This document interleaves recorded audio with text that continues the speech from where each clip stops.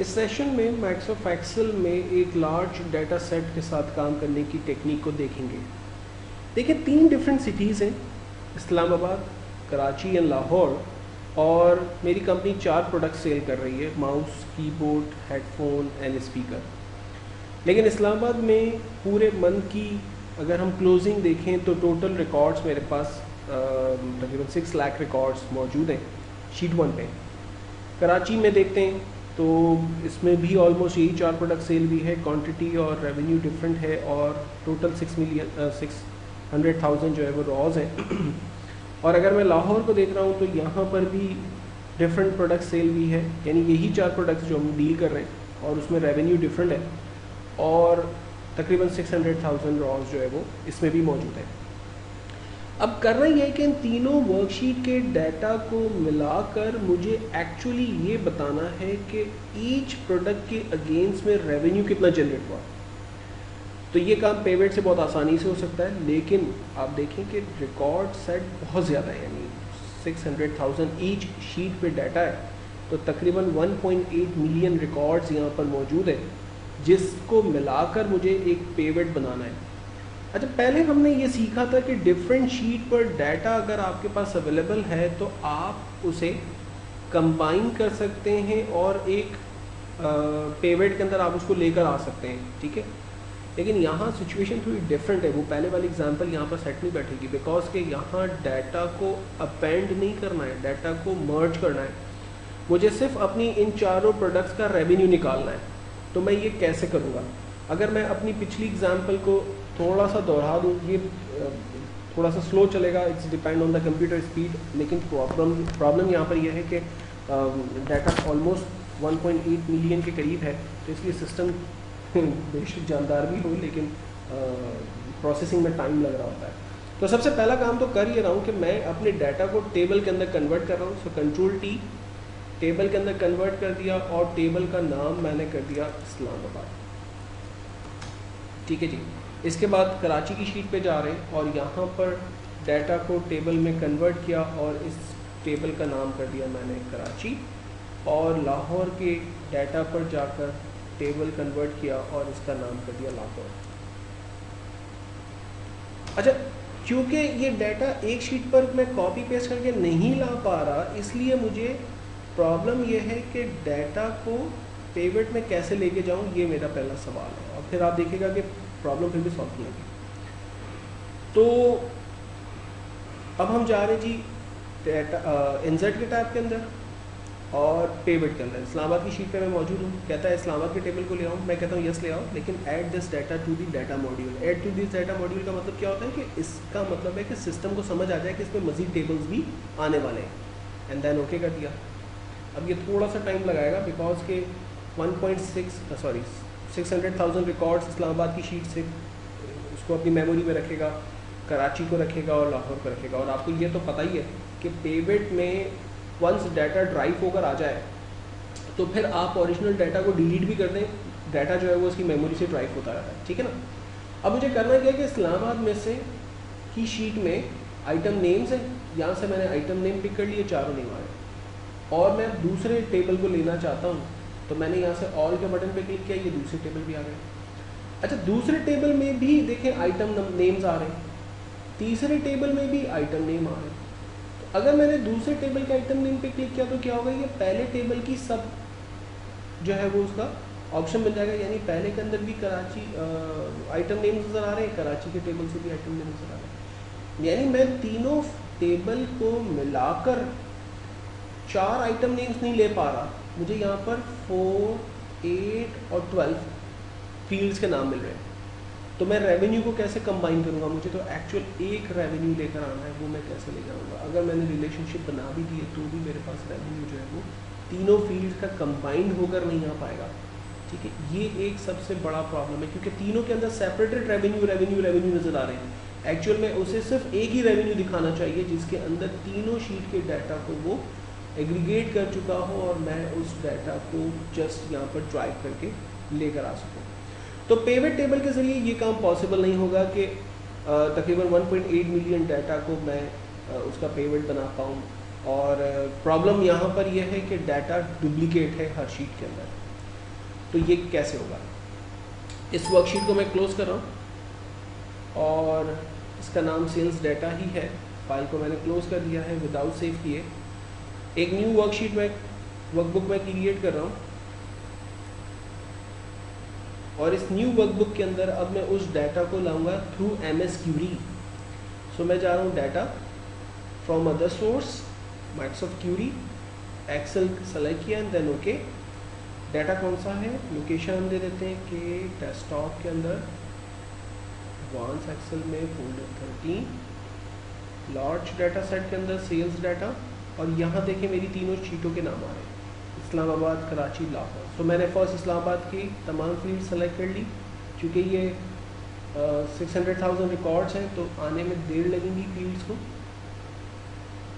लेकिन आप देखिएगा कि इसका फ़ायदा बड़ा ज़बरदस्त होगा क्योंकि हर शीट पे प्रोडक्ट्स हमारी 4 ही हैं। कराची को भी सेलेक्ट कर लेते हैं। नेक्स्ट, हर शीट में प्रोडक्ट हमारी 4 ही हैं, तो हमें क्या करना है, इसको एग्रीगेट कर देना है। तमाम प्रोडक्ट्स सम हो जाएंगी और हमें सिर्फ रेवेन्यू मिल जाएगा, राइट। तो हम एग्जैक्टली प्रेजेंटेशन बना पाएंगे। लाहौर को भी सेलेक्ट कर लेते हैं।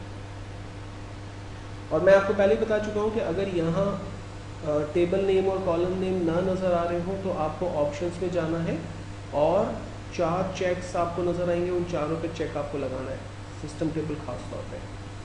सो यहाँ पर हमारी तीनों शीट्स के डाटा को हमने कॉल कर लिया है। तमाम के अंदर डुप्लीकेट डाटा है, लेकिन मुझे तमाम को एग्रीगेट करना है और इसका फाइनल रिजल्ट लेकर आना है। सो मैं नेक्स्ट कर रहा हूँ। कहता है the query wizard you can not continue because it can join the table in your Curie.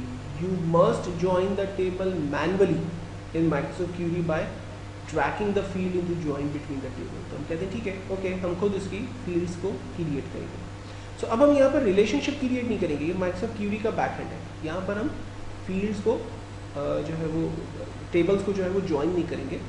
और यहाँ पर तकरीबन 1.8 मिलियन रिकॉर्ड जो है वो इसके पास मौजूद है। पहले इस्लामाबाद का डाटा आ रहा है, फिर उसके बाद कराची का डाटा आ रहा है, फिर उसके बाद लाहौर का डाटा आ रहा है। सो हमें करना क्या है, इसकी SQL में जाना है।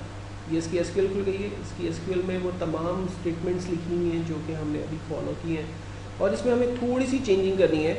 हमें करना है सेलेक्ट स्टैटिक फ्रॉम इस्लामाबाद, और बाकी को मैं मिटा देता हूँ और मैं यहाँ पर एंटर करके यूनियन ऑल लिख देता हूँ। ठीक है, तो ये मेरी फर्स्ट फील्ड को कंबाइन करेगा नेक्स्ट फील्ड के साथ, नेक्स्ट टेबल के साथ मीन्स, और फिर कंबाइन करेगा थर्ड टेबल के साथ। सो मैंने कहा कि बॉस आपने इस्लामाबाद के टेबल को यूनियन ऑल करना है। यूनियन ऑल का मतलब है कि तमाम जो फील्ड्स डुप्लीकेट हैं उनको आपने जो है वो मर्ज कर देना है, सेग्रीगेट कर देना है। और टेबल कौन कौन से हैं, पहला था हमारा इस्लामाबाद, फिर है हमारे पास कराची। कोशिश करें कि इसका अपॉस्ट्रोफी अगर आपको स्टार्ट में और एंड में नज़र आ रहा है तो वो उसी तरह से रहने दें, डॉलर का साइन रहने दें। सिर्फ आपने अपने टेबल के नामों को चेंज कर देना है बस। और मैंने कर दिया लाहौर। सो ये मैंने तीनों टेबल्स को यूनियन ऑल कर दिया। And then finally okay, SQL query can not be represent graphically, continue away, हम कह रहे हैं यस, कंटिन्यू अवे किया हमने, और ये सारा डाटा हमारा कंबाइन हो गया, राइट। अब हमारे पास सिर्फ डुप्लीकेट डाटा जो है वो सम हो गया है। एंड देन हम जा रहे हैं रिटर्न डाटा के अंदर, और रिटर्न डाटा के अंदर अब की बात, चूँकि मुझे टेबल नहीं देखना है, मुझे सीधे पेविट बनाना है, तो मैंने पेविट रिपोर्ट पे क्लिक किया क्योंकि ओरिजिनल डाटा तो ऑलरेडी पड़ा हुआ है मुझे, तो उसमें से सिर्फ डाटा को ड्राइव करके यहाँ पर पेविट के फॉर्म में दिखाना है। सो मैंने पेविट रिपोर्ट पे क्लिक किया, इसी शीट पर सेल A1 पे, ओके।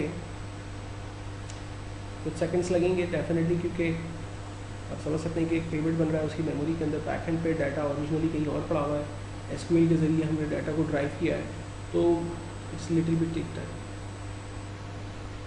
और हम देख सकते हैं कि यहाँ पर waiting for query to be execute का एक ऑप्शन हमारे पास आ रहा है जो कि पेविट्स क्रिएट कर रहा है।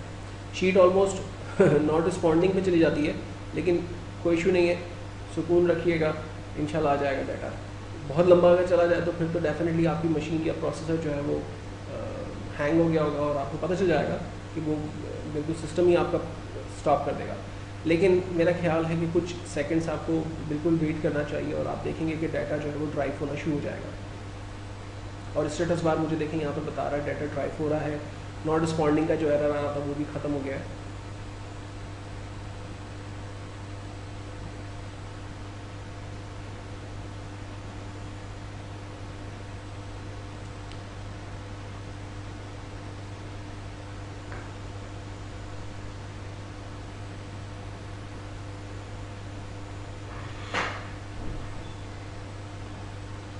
ऑलमोस्ट 1.8 मिलियन डाटा है, लेकिन आप देखिएगा कि ज़बरदस्त काम हो जाएगा उन लोगों के लिए जो कि लार्ज डाटा सेट पे काम करना चाहते हैं लेकिन उन्हें प्रॉब्लम हो रही है कि वो डाटा को कैसे कंबाइन करें। सो हमारे पास पिवट टेबल की का सिनेरियो आ गया। यहाँ पर मैंने कहा मुझे आइटम नेम्स चाहिए, वही 4 आइटम्स हो रहे हैं, और यहाँ पर मुझे रेवेन्यू चाहिए। ज़बरदस्त, एक्सेलेंट। सो पहले मेरे पास ये काम नहीं हो पा रहा था, लेकिन मैंने विदिन एक्सेल रहते हुए इस 1.8 मिलियन डाटा को ड्राइव किया, एक पिवट क्रिएट किया और अपनी मर्ज़ी से रिकॉर्ड जो है वो आसानी से डिस्प्ले कर दिया।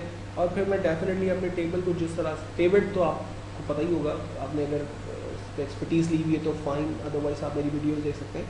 तो ये एक लार्ज डाटा सेट के साथ काम करने की टेक्निक है। लेकिन मेरा सजेशन है कि जो लोग लार्ज डाटा सेट्स पर बहुत फ्रीक्वेंटली काम करते हैं तो वो मेरी नेक्स्ट वीडियो ज़रूर देखें जिसका नाम पावर पिवट पावर क्यूरी है। तो इंशाल्लाह मैं आपको उसमें बताऊंगा कि लाइक अगर मिलियंस ऑफ रिकॉर्ड्स हैं, ये तो खैर 1.8 मिलियन था, फिर भी बहुत बिग डील नहीं है, क्योंकि डाटा अगर suppose 17 million 18 million 20 million data है और अगर उस 20 मिलियन डाटा के साथ आपने वर्किंग करनी है तो एक्सेल में नहीं कीजिएगा, ऑफ कोर्स एक्सेल बेचारा फॉत हो जाएगा। तो बेस्ट ये कि फिर आपने अगर उस डाटा को यूज़ करते हुए कोई पिवट्स क्रिएट करने, अपनी मर्ज़ी की वर्किंग करनी है, तो पावर पिवट पावर क्यूरी इंशाल्लाह मेरी नेक्स्ट वीडियो से वो देखिएगा।